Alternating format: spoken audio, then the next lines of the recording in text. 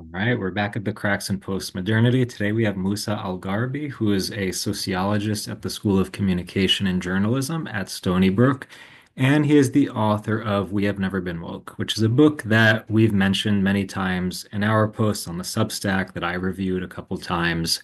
Obviously, I'm a very big fan of it. So Musa, it's an honor to have you on. It's great to be here. Thank you so much. There are a lot of things that I want to discuss. I mean, I took copious notes while reading the book. But let's start by asking, what motivated you to write it? I mean, what were maybe some of the key moments or events that inspired you to go ahead and write this book? Yeah, I mean, so there's a kind of there's a really nerdy version of the story, and then a kind of more immediate set of discrete events. So the more slightly more nerdy version is that I've been interested in a long time about questions about knowledge and how we produce knowledge together and so on. I'm a Mhm. sociologist of knowledge, um, and I got into this work because before that, I had been kind of dismissive about a lot of social sciencey, political stuff, and then I had a twin brother who perished in Afghanistan, and after that, I came to see how people having an inaccurate understanding of the social world and kind of poor decision making and things like that just matter a lot. And so I kind of shifted the focus of my studies away from kind of philosophy questions about the structure and nature of reality and stuff to kind of more practical questions about what do we know in virtue of what, how do we produce knowledge together? And then gradually, um, this set of research interests expanded to other types of questions. So at first, I was narrowly focused on foreign policy and national security questions with the goal of trying to help other families avoid the kind of tragedy my own family went through. Um, but gradually, I started also looking at um, race, policing, social movements, things like this in the United States, seeing if how and to what extent some of the work I was doing on the Middle East might translate in the domestic context. I started doing some work on US politics. And then eventually this set of questions just expanded to looking in a more robust, systematic, long-term way at the kinds of institutions and people who produce knowledge. So that's the kind of more academic story about how I came into this work. But then, in a more immediate existential way, I discussed this a little bit in the intro to the book, but you know, um, I encountered, I underwent this kind of significant social mobility kind of rapidly, Mhm. going from being a shoe salesman in a small town in Arizona to being an Ivy League intellectual living on the Upper West Side of Manhattan. There was a lot of cultural whiplash involved with that, and this kind of dislocation, reorientation, trying to figure out kind of what am I doing here? What is everyone else doing here? How do I fit into this picture? And so on. Um, and more importantly, there was this series of episodes that really shook up a lot of assumptions that I had about how social problems come about and persist and who benefits from them and so on. So, for example, um, for a lot of my life, I grew up in a military town, military community, in a red state. Well, it was red at the time, and my mom always describes me, still introduces me as her liberal son. Um, and if you had asked me, like if you had named a social problem and asked me who is responsible for that social problem, I would have said those damn Republicans. It's the Republicans, and the millionaires and the billionaires. Those would have been my two answers. Um, and then upon moving to the Upper West Side, though, I was faced with this series of phenomena that I couldn't blame on the Republicans. So, for instance, um, New York State and New York City, immense concentrations of wealth, some Yeah. of the largest concentrations of millionaires and billionaires in the world, also extraordinary concentrations of poverty. So there's all this wealth around, but there's all this poverty, tons of human suffering on a scale and at a level that I had never experienced before. That anywhere you go, you see people who are drug addled, who are mentally disturbed, who are homeless, like just everywhere, suffering everywhere. Um, I saw, New York is one of the most diverse states and cities in the world. It's also one of the most segregated in terms of school districts, in terms of residential. If you look at racialized inequalities, they're more pronounced in New York than in many other places. And when I was trying to think through who's to blame for the state of affairs, why are things like this? Mhm. Um, One thing that was clear is I couldn't really blame those damn Republicans. If you look at the New York City Council, it's pretty much exclusively Democrat. If you look at the state legislature, the both the House and the Senate of New York State, Democrats outnumber Republicans 2-1.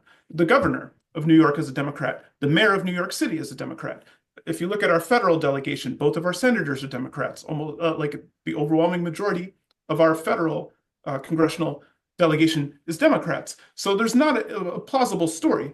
I mean, in New York City, like the main election that they have is the Democratic primary. The Republican candidate is like irrelevant, basically. Um, and so there's not a real way that I could look at the at phenomena around me and blame those damn Republicans. The Republicans are basically absent. In a world where, as I say sometimes in my talks, in a world where aliens came down to Earth and abducted the Orange Man and anyone who voted for the Orange Man in any of the elections in 2016, 2020, 24, they were all just gone.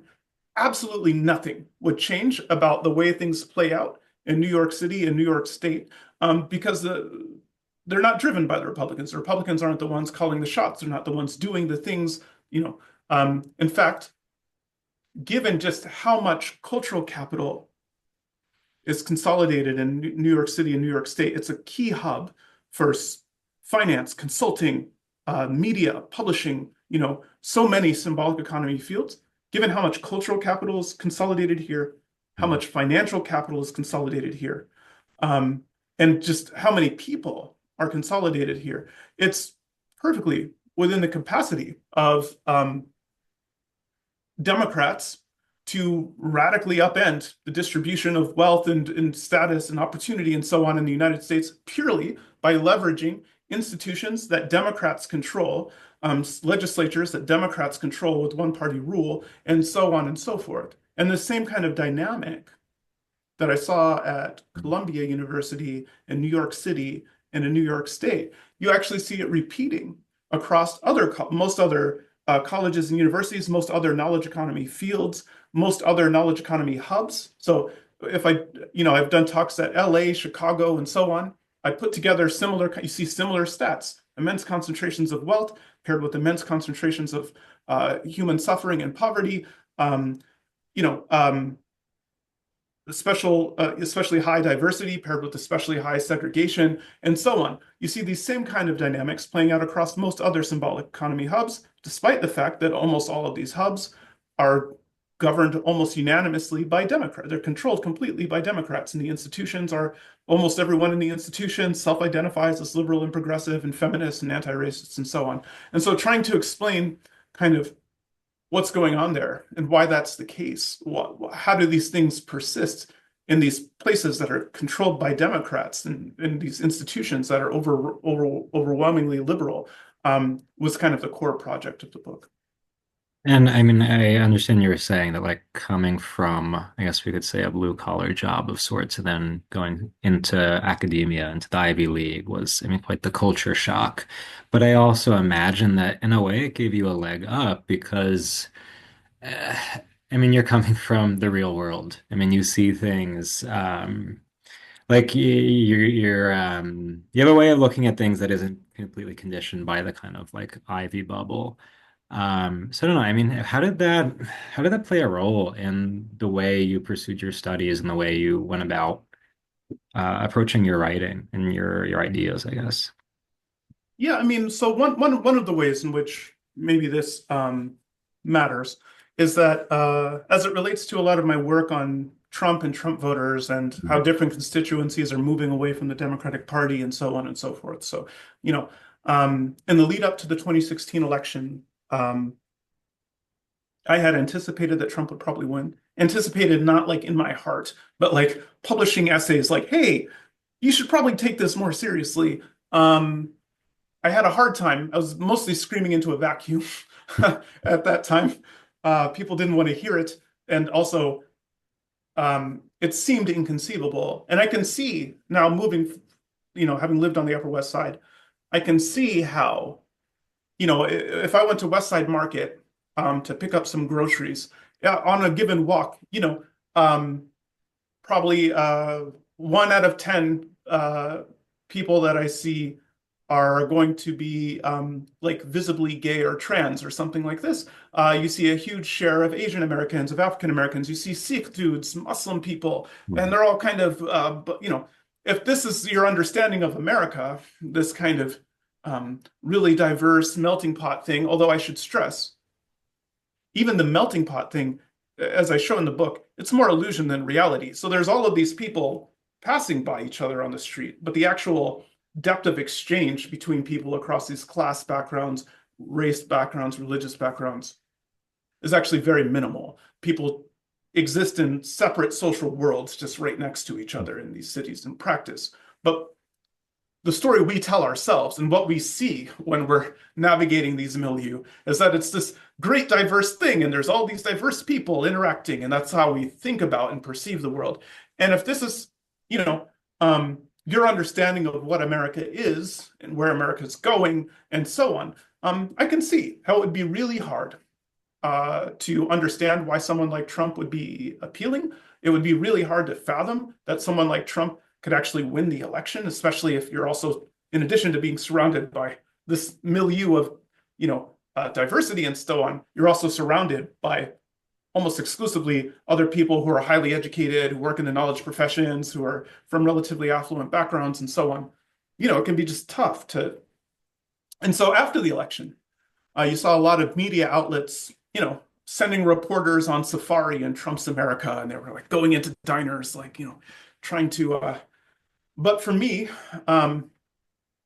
Trump voters weren't some weird alien species or some exotic tribe I had to go do some kind of ethnographic research on. Yeah. They were, they were my parents. My mom, for instance, is like hardcore MAGA. They were my parents, my former lovers, my friends, my childhood friends, my neighbors, growing up and so on. And so when I saw academics and journalists basically responding to one of the largest collective prediction failures in modern history, not by going, well, gee, are we out of touch? What did we get wrong? Da da da da. But instead, spending almost all of their time and effort trying to pathologize the voters for the reason why Hillary Clinton lost, demeaning them as sexist, racist, authoritarian, and so on. That kind of a thing immediately rang false to me. One, because I know these folks. That's just not the modal tendency. And two, because I could see, the fact that a lot of these research designs were prejudicial in nature. Like, this was something that jumped out at me in a way that it wouldn't for a lot of other people. So for instance, if people designed a study that was like, which negative trait best explains why someone voted for Hillary Clinton? Is that they're communist or atheist or hate America? That's a kind of thing that that most of us would be able to go, that's a crap study. It's prejudicial study design. You can't just have a bunch of exclusively negative traits and ask which of the negative traits explain why people vote for Democrats.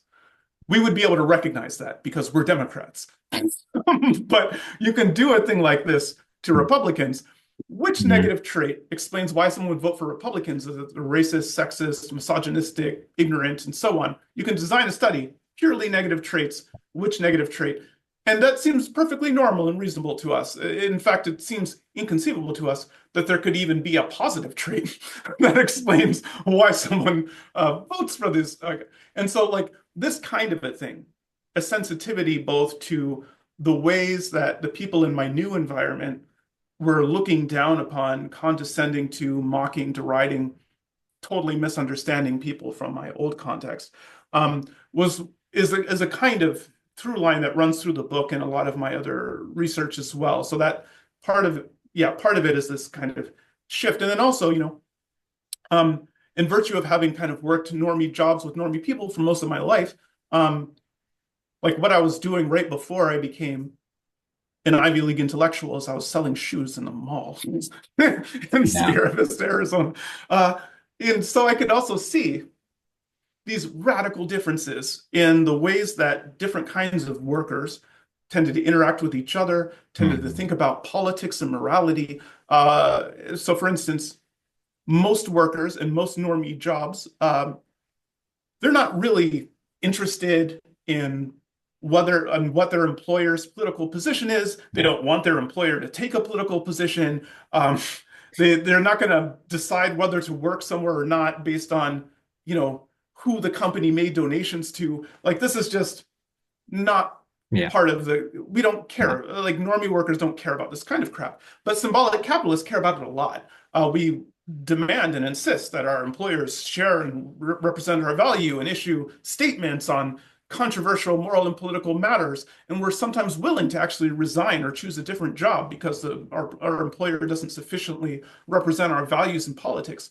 This is a completely different way of understanding morality and politics, a completely different approach to your relationship to labor and your job. And so, this juxtaposition also sensitized me to some of these differences as well that you see kind of reflected in the book. Yeah, and I mean, I mean, my fascination with the book is in part because I mean, like you're saying, you're a sociologist of knowledge, and we're very interested in really like taking kind of meta approach to discourse in cracks in postmodernity. We're very interested in looking at how certain narratives come to be, and part of the reason why I focus so much on this is because I've always, I don't know, like I have a fixation with cognitive dissonance. I have a fixation with like people espousing certain ideas, but them not really holding up in their real lives. So I don't know, like I think of people who are very vocal about, immigration, immigrants' rights, but who like, I mean, you mentioned this in the book, who like patronize gig labor, like who are getting food from Uber Eats while they stay in their cozy apartment on the Upper West Side. They work for major corporations that, I mean, it's like you say one thing, I'm in favor of X, Y, and Z, but the way I live has nothing to do with that and actually works against it. And you Or, can also see this in housing for that matter. yeah, Like, there's social scientists have done a number of studies that the people who are most supportive of immigration in principle also strongly prefer, yes, immigrants, refugees, great, in some other neighborhood than mine. Like they're not, yeah. yeah, no, but I mean,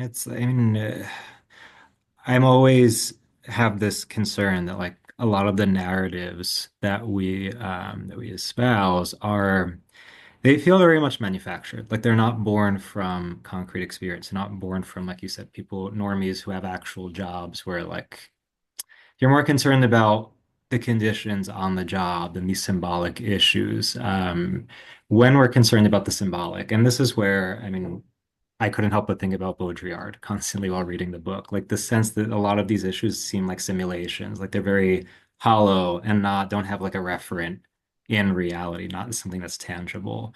But when that's the case, like when we're more focused on the symbolic, the simulated type of narrative, it's easy for kind of abstract entities of power to mold these narratives in a way that's, I mean, beneficial to them, but ultimately that doesn't actually accomplish much for the normies, for the everyday people.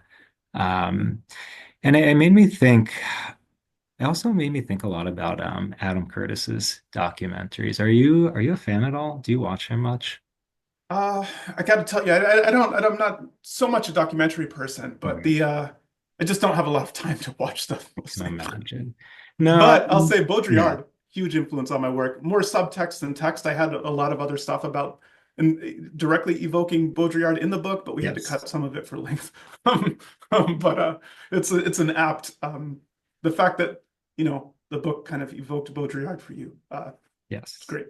Very, very much so. Yeah. But no, I mean McCurtis, like in a lot of the documentaries, he talks about the history of Bernays and Lippmann and how I mean, there are people who actually created PR and marketing strategies to like invent fake narratives, get people to buy their products. But then eventually, like, going into the 70s, you have politicians using that kind of method of PR to create these political narratives that, again, have very little to do with real problems, but ultimately serve their kind of ends, like, and ultimately serve to divide the everyday people. Like, they get people caught up about these abstract issues. They want to kill each other over them. But again, it's like, what difference does it really make if I make a statement about whatever random issue?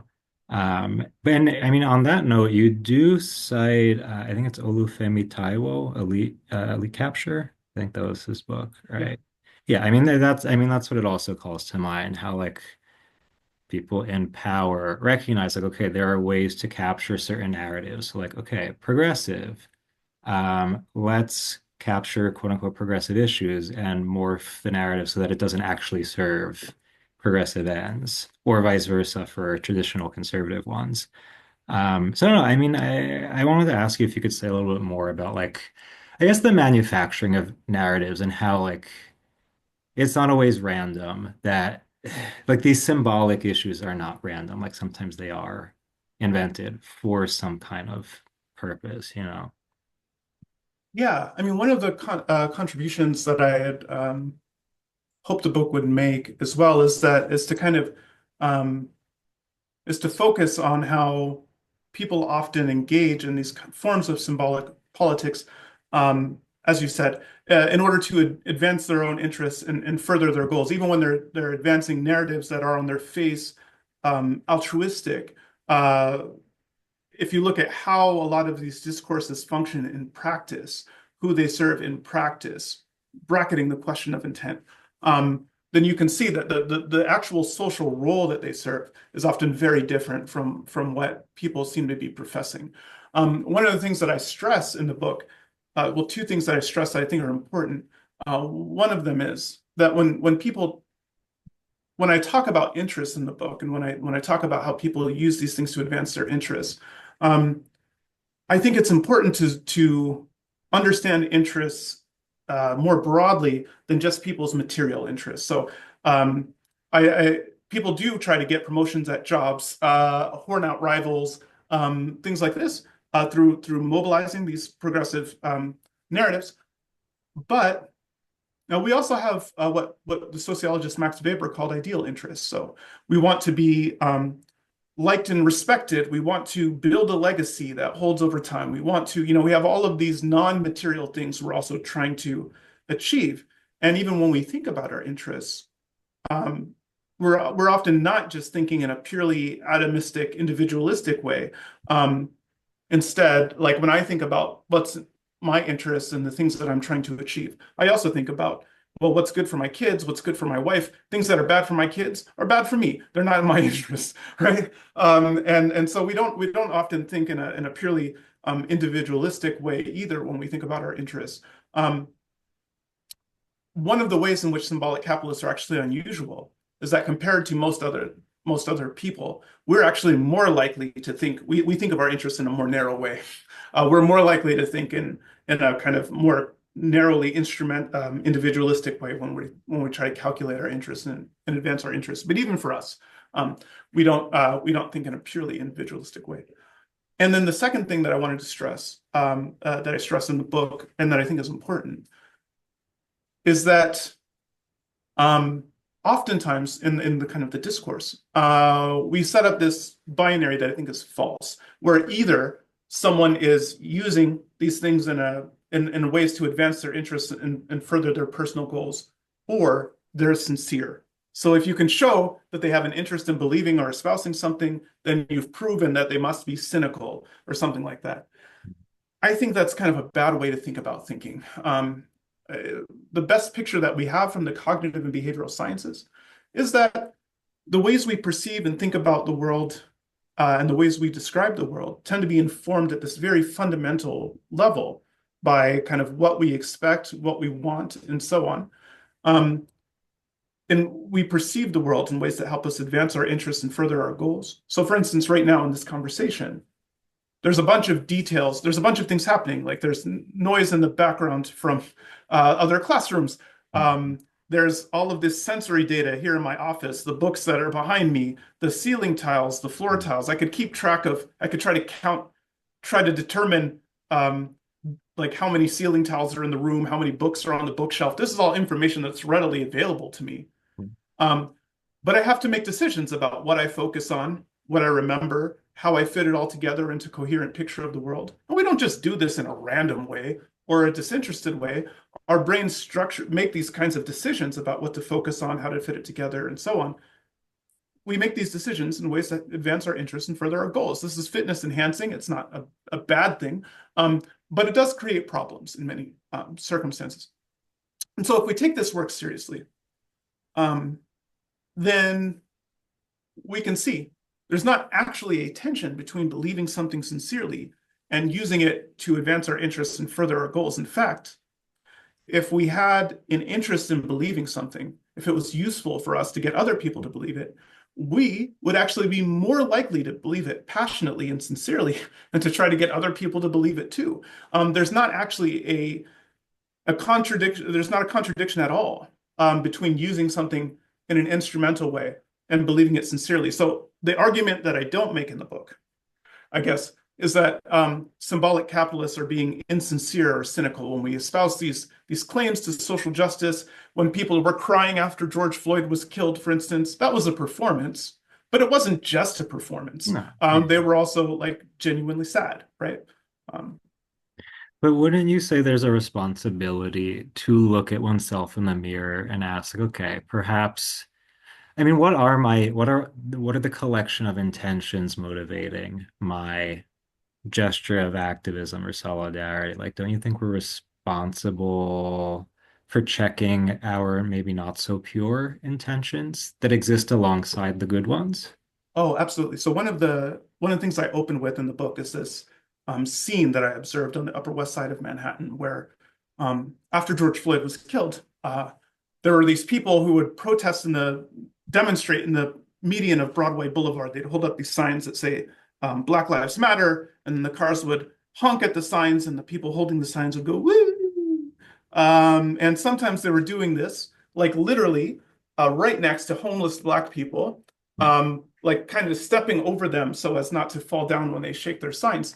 And there were a bunch of things that were striking about that to me, as I say in the book. Like one of them, of course, is that they care about Black lives, and there's this Black life right in front of them that they're not attending to, who seems to be like actually invisible to them, almost like an object that they have to work around. But more importantly, there didn't seem to be any correspondence between what the folks were actually doing and what it is they wanted to accomplish. So there's not really a meaningful story you could tell about how you shake a sign and that's gonna and car go boop boop boop. How that's gonna like get anyone out of prison, save anyone from police violence. There was no correspondence at all between what they were doing and what they said they wanted to accomplish. And when you're in that kind of a world where where you want to accomplish this, you're doing this, there's not a relationship between those things. It's important to ask the question, well, who am I doing this for? Because you're clearly not doing it for people in prison or people who face police violence, because what you're doing doesn't do anything at all to help them. It's completely divorced from those people and their concerns. You're not actually doing anything for them at all. So who are you doing it for? Well, in that case, it seems like you're mostly doing it for you, right? And so I think I think it's absolutely pivotal, important to be reflexive in this way, to look at kind of what it is you're doing. Does what you're doing reflect the things that you want to accomplish, um, the things that you profess to care about, the vision of you that you would like to believe about yourself? To what extent does what you're doing actually advance those goals or reflect those values? And if it doesn't, then yeah, I think people should make efforts to bring those things into closer alignment, either by changing what they're doing. Um, absolutely. Yeah, I mean, but this is like the kind of prime example that makes me think of, I guess, the Baudrillardian trope here that, like, the paradigm for social justice, solidarity has shifted on like a large scale from grassroots, very concrete efforts that deal with real people and real problems to these very symbolic issues, to the point that people are going en masse into the streets to protest, the dignity of Black lives, but then there's a Black person in front of them, and this is not on their radar because again, like the paradigm is now the symbolic, it's the simulated, not the Yep. concrete. And I mean, this is also in addition to Bojer, like this is where I think about Lash, who I mean doesn't like appear explicitly in the book, but I assume is an influence there, Yes. just judging by your tone. Because I mean, even when you look at the things that Lash wrote about Martin Luther King, he was like, this should be the paradigm because it's super concrete. It's like there's a very specific issue. Here's our plan for how we're going to address it. This is like the projected outcome we hope happens. Like there's no like we have to testify to, this is an injustice, white supremacy. It's like, okay, yeah, that's true. All those things are bad, but what are you doing again? And what's the plan? No plan. Yeah. And I mean, that's where like the elite capture thing comes in. It's like when you look at the fact that there's corporate money behind a lot of the organizations putting out these narratives and like popularizing these forms of protests, like you see that perhaps there's an interest in hollowing out the paradigm of social justice and making it very symbolic rather than grassroots because it does not actually challenge the status quo. Yeah. well, and you can see this with Occupy. So I talk about this briefly in the book. Like when you looked at Occupy Wall Street, they were aggressively hostile, like outright, overtly rejected the very notion of coming up with concrete policies of trying to back specific candidates or produce specific candidates. They were like allergic to politics per se. Um, and again, this is a kind of thing that is attractive to people like us, but is alienating for normie workers. If you are someone who worked at a dock and you stumbled into Zuccotti Park somehow and entered the Occupy protests, and you were like, "Yeah, okay, yeah, the rich and the powerful are screwing us over. I agree with you," and they immediately go, "Oh, okay. Well, first, I gotta stop you for a second. We have this thing here called the progressive stack. There's these rules about who can speak and in what order. You, as a white man, should wait until you until the proper things have been filled out. And by the way, yeah, we're gonna fight the power, but like not with policies. Come on, man. Like we're like if you were a normie worker and you stumbled into that kind of a scene, you would leave that thinking like feeling resentful towards the cause, towards anyone who was involved with that protest, and you would be completely disengaged. And you can actually see this tension playing out in unions. Mm. So one of the things that I'm going to talk about more in my second book, but I talk about briefly here, is that it used to be the case within unions, for instance, that the people who ran unions were people who kind of worked on the shop floor and kind of worked their way up. And eventually, as a result of their activism and participation in the union over years, decided to eventually take a more active role in running the union per se. So there was a tight alignment in terms of life experiences and values, and people running the union understood the challenges of the workers and so on.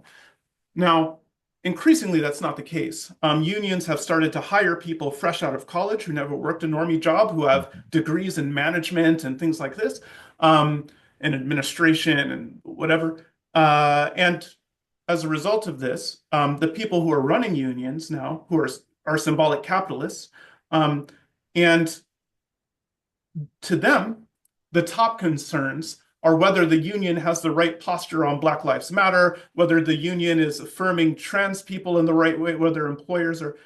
This is kinds of stuff that is alienating to a lot of workers, both because they tend to be more traditional about some of these things. They tend to be less interested in overtly identitarian forms of politics. They prefer superordinate goals, shared values, and so on.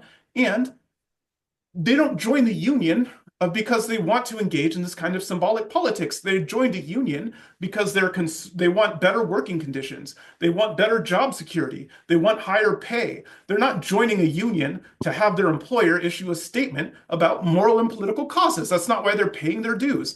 And so, like, there's this kind of even within unions, you see this tension where the people who are running the union are increasingly divorced from the people the union is serving.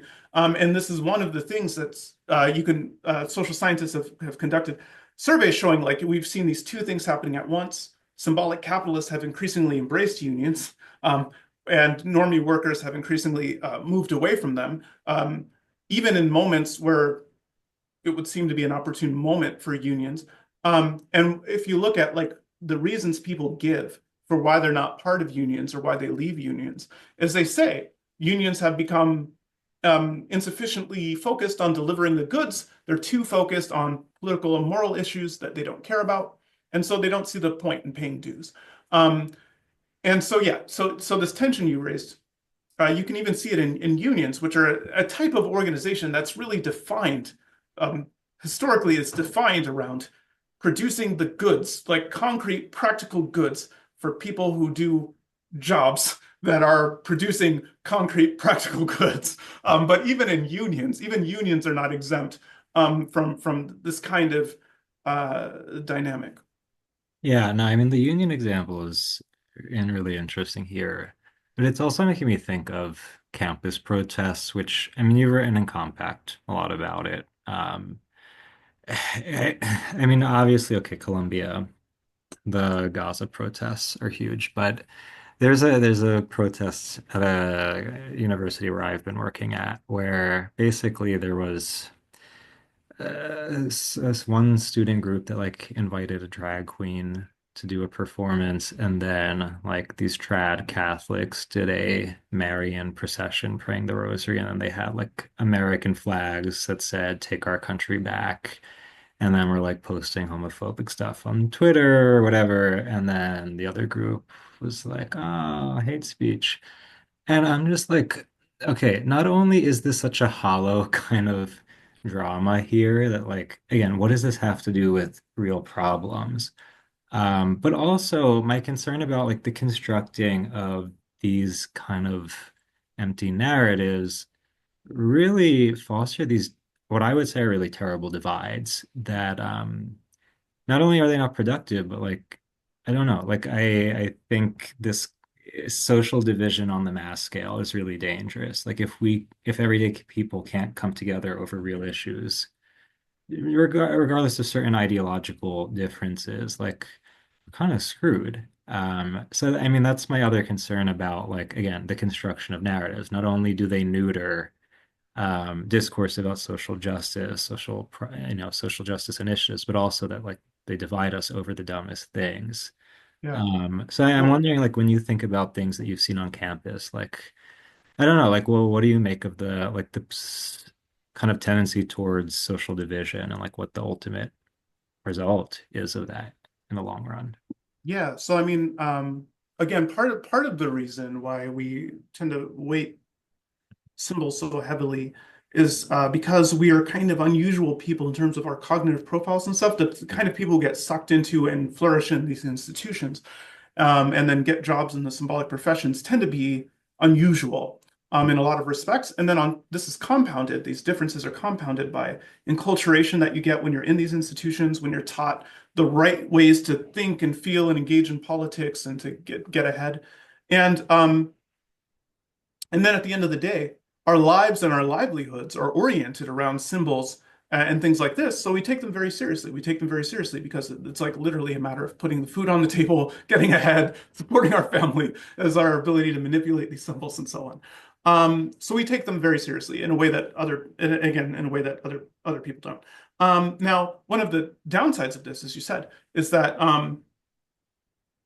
symbols, the kind of symbolic realm, operates in an importantly different way than the material realm. So in the material realm, for instance, it's absolutely possible to reallocate resources such that everyone in society has a decent standard of living, and so on. A lot of struggles over material things are not necessarily zero sum. In the Mhm. symbolic realm, they often are zero sum. So status is a lot more like a zero sum competition, for instance. It's actually impossible for someone to gain in status without someone else being lowered in status. There's only so much attention that people can give. There's only so much time that people can invest in things. So if you're investing in, there's only in the academic realm to get concrete, questions about decolonizing the syllabus. Well, you can only put in so many readings in a semester. So if you add more people from, say, Africa or the Middle East, then you have to take away some of the Europeans, and who might have also had like really important contributions to the field. So there's this kind of zero sum nature to a lot of these symbolic struggles in a way that that holds less true outside of the symbolic realm. And so this is part of what gives, to the extent that we're focused on the symbolic realm, this is part of what gives this kind of apocalyptic cosmic war kind of feel to politics when we're kind of focused on the symbolic stuff instead of the practical stuff. Um, and there's not constraints. So in the real world, there are all sorts of constraints on like practical constraints on what you can do, on how far you can take things, and so on and so forth. In the symbolic realm, those constraints are a lot less. So you can get a lot more. You can get kind of extreme and uncompromising in a way that's different than you could be in the material world. In the material world, if you don't cooperate with people enough, you both starve. That's it. You're dead. In the symbolic realm, you can Yeah. afford to be a total zealot or even psychopath when you're kind of engaging with other people. Um, and one of the things I stress in the book is focused heavily on progressive, liberal, left sort of folks because most of the people who work in the symbolic professions um, associate themselves ideologically with the left. And this is a phenomenon that's held for almost the entirety of our professions. But I stress in the book repeatedly that the story that I'm telling, if you look at the modes of political interaction, the modes of thinking, the modes of about morality and politics and participating in morality and politics, they're actually the same for anti-woke and kind of right-leaning symbolic capitalists as they are for the progressives that they often condemn. So a concrete example that I give in the book is that when you look at, for instance, race stuff. Hmm. So in a lot of anti-woke circles, you'll hear people say things like, Ibram X. Kendi sucks, boo. Like, I support the Martin Luther King style approach to anti-racism. And it's like, oh, okay, that sounds great. Cool, cool, cool. Well, are you organizing or participating in Martin Luther King style campaigns to resist war, support working people, reallocate resources, address racialized inequalities? And of course, the answer is no. They're sitting on their armchair, criticizing the woke people and using that as a stand-in for actually taking practical action in the world, which is to say, they're not doing anything different than the people they're criticizing. And this kind of fundamental symmetry you see across the is part of what drives as well this kind of apocalyptic thing in a world where it was like there's this one faction of people who are this kind of really ideologically oriented on the left, but then there's these folks on the right who are kind of more practical and whatever and could check them in the symbolic spaces. Then that might be a more healthy dynamic. But that's not what we have. The people on the right and the anti-woke people think about politics, symbolic capitalists, think about politics and morality the exact same as the people they're criticizing. You can see this in the Trump administration. Trump took office. What were some of the things they prioritized right out of the gate? Well, let's change Mount Denali to Mount McKinley. Let's change the Gulf of Mexico to the Gulf of America. Let's reimpose the military bases that were whose names were changed because they were named after Confederates and so on. Let's change them back. Like, this is the same kind of obsession with like symbolic crap that's completely irrelevant to ordinary people's lives. And so the people who are folded into the administration, though, who are symbolic capitalists, they really care about this stuff. It seems important to them. It seems to be of world historical importance, how these struggles over symbols play out. Yeah, and you can even see this right now in the administration's confrontations with universities. They're kind of less about some of the real practical problems that universities have, how growing numbers of Americans don't have a voice or a stake in these institutions, how the use of the credentials and from where significantly shapes people's life chances in ways that are inappropriate and damaging to the social fabric. Things like this. There are all these like actual problems with universities, but the administration is not focused on any of these. They're focused on the feelings of certain subsets of students and whether or not the universities are too woke and stuff like this, right? Same kind of Yeah. approach. I mean, but the Jeff Schellenberger has been very good with critiquing the whole anti-woke thing because again, like it's a pure reaction to another ideology, which renders it totally null. Like they're not proposing anything new. It's just we don't like X, so we're gonna say anti-X. Like there's no Y, there's no new factor being introduced. So it's ultimately the It's same thing. ultimately nihilistic, Yeah. separate from any kind of constructive project, from thinking through any kind of alternative. And Yeah. all they're trying to do is take things down and destroy them. There's not a positive project element to it.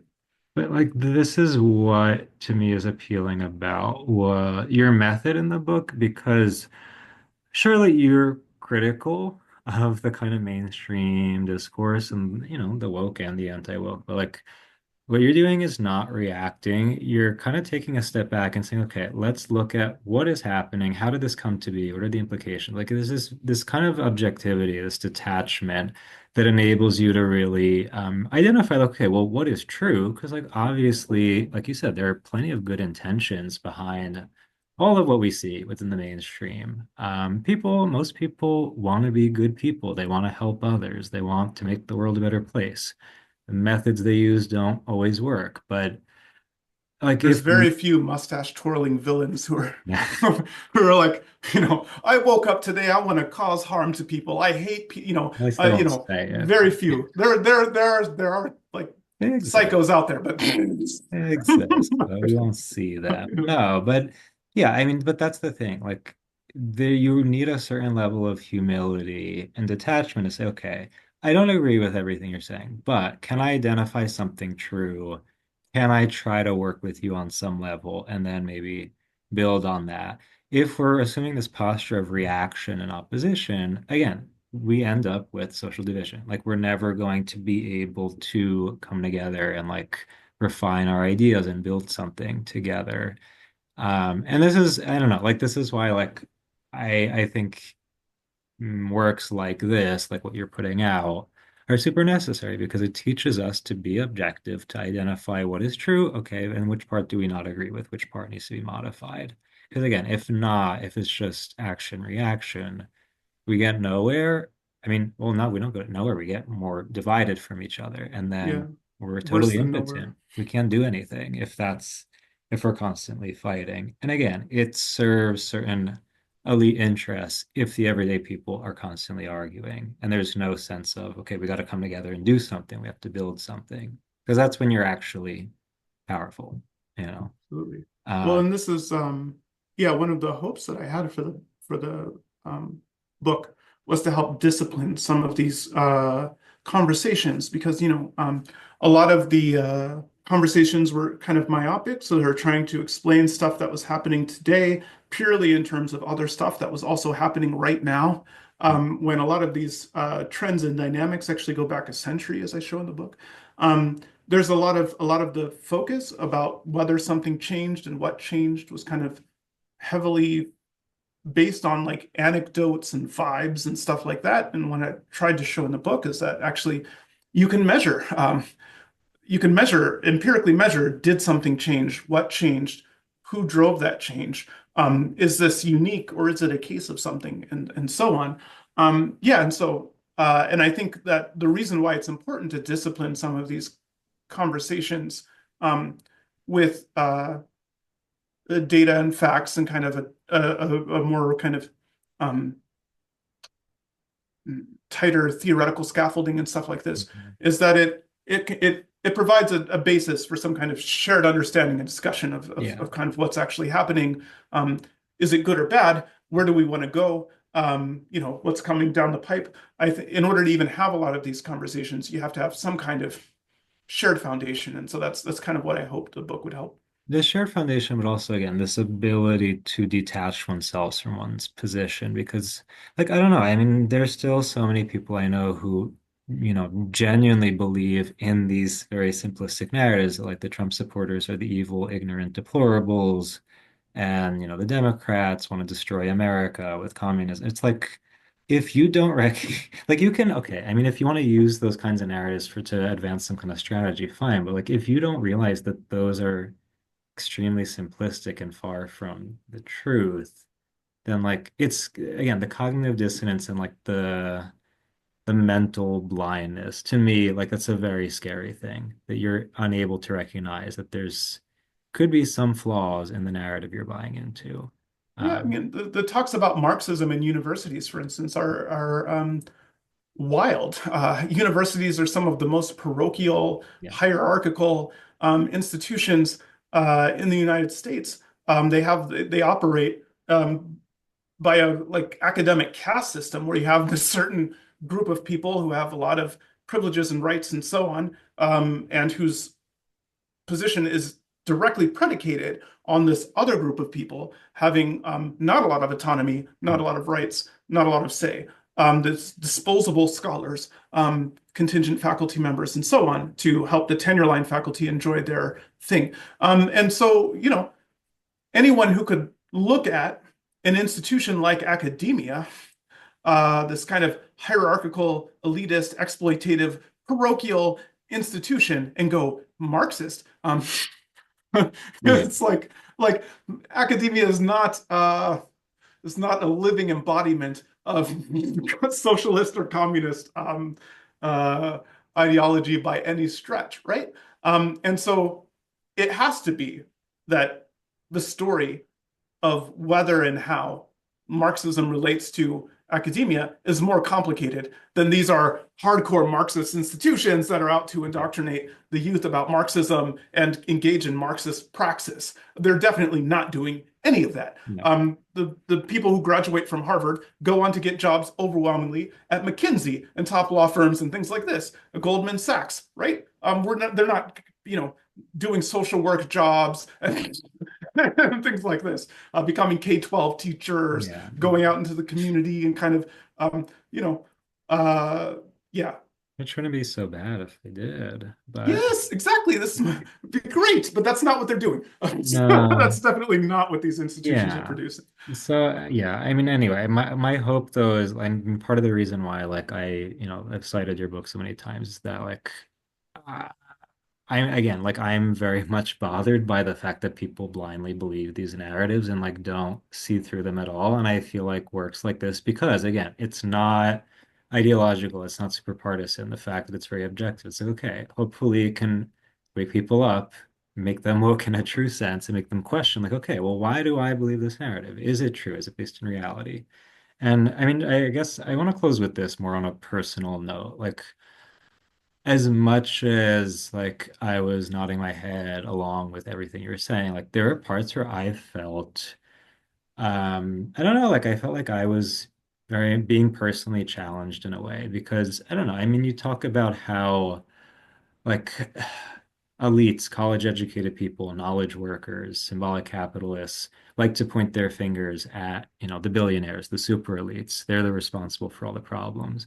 But you do say, okay, but like those of us who, have certain privileges need to look at how we're responsible, how we are part of this system that perpetuates certain injustices. And especially, I mean, when you talked about like, you know, freelance writers who are living in the city, making, scraping enough money, whether from freelancing or adjuncting to get by, and then, but who come from a cushy background. I was like, shit, that's me. What am I gonna do with that? Like that, I mean, that's a very accurate depiction of myself and how, yeah, like the position I'm in contributes to things that aren't so great, or is like the fruit of something that's not so great. And it's a question that stayed with me for a while. And I'm not gonna go on X and renounce my privilege and start, publicly flagellating myself. But I don't know. I mean, I'm curious, like, have you had other people who have said like, oh wow, like this has kind of like held up a mirror to me and challenged me? And if so, like I don't know, what's your response to the people who feel kind of convicted by reading the book?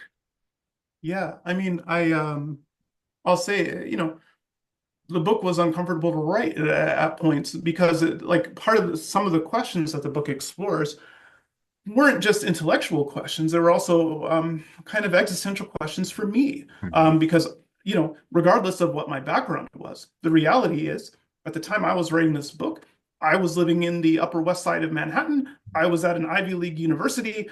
I was aspiring to be, elite symbolic capitalist. I mean, that's the whole reason why I was at Columbia. It's an institution that exists to produce elites and to consecrate people as elites. And you can see, like the book is itself an embodiment of some of the things that it critiques. So, for instance, I critique in the book the use of credentials and elite credentials, especially to determine which perspectives are worth taking seriously, who you're going to listen to or not. But like, I chose to publish this book at Princeton University Press. I targeted elite university presses, and the reason elite university presses were interested in me is because I was coming from Columbia. If I had sent the same manuscript as a graduate of a, University of Wisconsin Montpelier or something like this, it probably would not have gotten the same reception. Similarly, the book critiques the use of people's appeals to collective identities in order to advance their individual interests, often in ways that don't benefit most other people in the groups they identify with. But like part of the reason Princeton was interested in this book is because I'm Black. Like if I had written this exact same manuscript and but as a cisgender heterosexual white male, especially if I had any kind of whiff of conservatism or evangelical Christianity or anything like that about me, God forbid, the book probably would have been rejected. And if it was, even if it was the exact same manuscript, Mhm. and if it was accepted, it probably would have, I would have had sensitivity readers, I would have had all these conditions on it, it would have been perceived as a very, it's part of the reason I was given the freedom. Not only did they publish this book, but I was given, a lot of freedom to just say what I actually thought. Is because I'm a Black Muslim person who's a columnist for The Guardian. So I have, and, I tried to, in the book, model this kind of reflexivity. So most of the time when I talk about symbolic capitalists, I say us and we instead of, a third person or, saying you. I have a section in the book called Tempest in a Teacup where I do have a section in the book called that, but a section in the book called He Who Lives by the Sword, where I try to take some of the arguments that I develop in this chapter about how people leverage identity and show you how even in this manuscript, I did this a little bit myself, right? And so this was an uncomfortable book for me to, I'm a biracial person, for instance, who typically self-identifies as Black. As I say in the story and in the book, I could come up with justifications for why I do that are like plausible, like, well, when people see me, they don't, the first thing that no one looks at me and thinks a white person, they immediately slot me into the right. Like I can come up with a story about it, but like the reality is, at least part of the reason why I identify as just Black instead of something else, the thing that is because it's useful to me. It's useful for me to identify that way. And so if I haven't, we're really good at producing stories for why the thing that's most instrumentally useful for us to do is also the most authentic thing for us to do. Yeah. And so I tried to apply these same things to myself. It was uncomfortable to write. It was uncomfortable to read. And sometimes people have actually reacted a little bit explosively Mm. at this feeling that they were being attacked. So, for instance, one talk that I did at Washington, D.C. With Shadi Hamid Mm. at this bookstore, Politics and Prose. Yeah. After we were done with the conversation, there was this kind of beeline of older white ladies who kind of made their way to the microphone. And each of them asked the same question. It's always the old white ladies. Yeah, God bless them, though. My mom's an old white lady. That's funny. She's not. But anyway, so they made a beeline to the mic, and they each spent like 2 minutes getting to their question because they had to talk about all the great work that they did and how deeply committed they are and so on. And eventually they got to their question, which was like, so I'm good, right? We're good. I'm And good. that's the And I kind of thing. refused to give them this kind of catharsis they were looking for because like on what basis could I, like on behalf of the Blacks, yes. Black There's, man, give me a pass. yeah, I have no Go authority home. to, yeah, I have no authority to give them the release they're looking for. And so, one lady literally screamed at me after I declined to do this as I kind of pushed her. I mean, she Um, wasn't amplifying BIPOC voices, but she was amplifying her own. so she literally screamed at me like, "Well, what would you Oh, have me do?" And I was like, oh my God. "Look, I can't tell you what to do. That's not my job as a social scientist. Like, if you know, it's important if the book raises uncomfortable questions, it should. It raised uncomfortable questions for me. Um, I hope and expect it will raise uncomfortable questions for others. But like the answers to those questions about how do I live a good life? What's important to me, and so on. These are questions that the readers have to kind of work through and Yeah. wrestle with themselves. The questions about what specifically they can do, given their own resources, given their own circumstances, given their own entanglements in the institutions they belong to, and so on. I can't answer that for a bunch of I don't know what their entanglements are, what their exposures Mm. are, what their resources are. These are questions that they have to um, sort out from themselves. But I definitely recognize But that it's an yeah, uncomfortable read, and but I sorry, go ahead. no, go ahead. Yeah, no, I mean, but this to me is like one of the fundamental questions. Like the fact that you're framing this as like, but I'm good, right? What do I have to do to be good, to be, an ally? There was a certain point for me where like, I mean, I played that game because like you kind of had to going to, an elite school, being in the world of education, you have to play that, check my privilege at the door and don't say the microaggressions. And at a certain point, I realized like I'm playing this game because I have my own psychological insecurities and I Yeah, want to feel validated, like I want to feel approved of, but also morally, I want to feel like I'm a good person. And the fact that like when you're playing that game, someone's always going to call you out for something, like they'll invent a microaggression that you said. When you realize that like the, the the credentials for being like a woke ally, like it's kind of arbitrary. Like someone can turn on you any minute. yeah, That's when you have to ask, like, is this really a realistic, noble goal that I want to be able to check the box that I'm a good ally? Or is it a more like, is morality, is being a good person more of a complex thing? Is it more about paying attention to one's particular circumstances and discerning, like, well, how am I being asked to respond to this in a responsible way? yeah. I mean, Um, in a way, they're kind of asking the wrong question, right? Like a better question would be that they could ask themselves and wrestle with is like, given the set of commitments I have, the things I say I want to accomplish, what can I act, what is within my capacity to actually do in order to advance those goals? What could I do differently or better to advance those goals? Or, yeah, what is it that the people that I'm like, if I define myself as a feminist or an anti-racist or something, what is it that the people that I'm trying to help actually want or need? Is it within my capacities to in any way facilitate them getting the things they want and need? So the focus on ourselves, in a way, is kind of asking the wrong kind of question about for social justice. Now, as you said, the impulse to think of oneself as a good person, very natural impulse, yeah, universal impulse. But what, as you said, one of the dangers, I talk about this a little bit in the book too, is that status is never ours to control. yeah, It's always given to us by other people. And so if this is what you're chasing, some kind of status related thing, other people perceiving you as a good person, you perceiving your, and so on.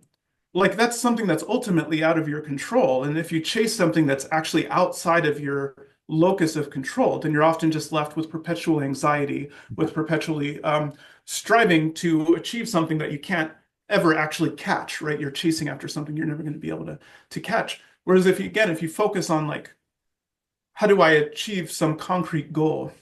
How do I help these concrete stakeholders achieve some kind of practical end in the real world, like in a discrete context? Like those are things that you can do. You can do concrete things to help Yeah. actual people in specific places And the in a way that, concreteness, like that diffuses the moral anxiety and it takes the burden off of like, I need to prove that I am good and worthy to like, okay, there's a problem. How can we address it? Like, what can we do? It's not about me proving that I'm worthy.